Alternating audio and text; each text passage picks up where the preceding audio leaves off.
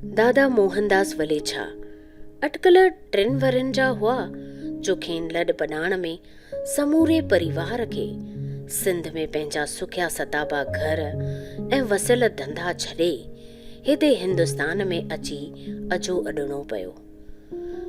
करम खे पंहिंजी ताक़त बणाए ऐं पंहिंजी क़ाबिलियत सां दादा मोहनदास हिकु फैक्ट्रीअ खां शुरूआत करे समूरे देश में पंहिंजो कारोबार फैलाए छॾियो।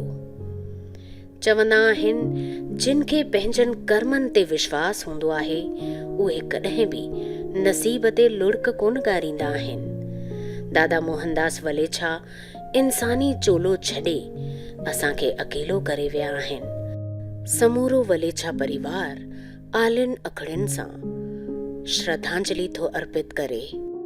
ओम शांति।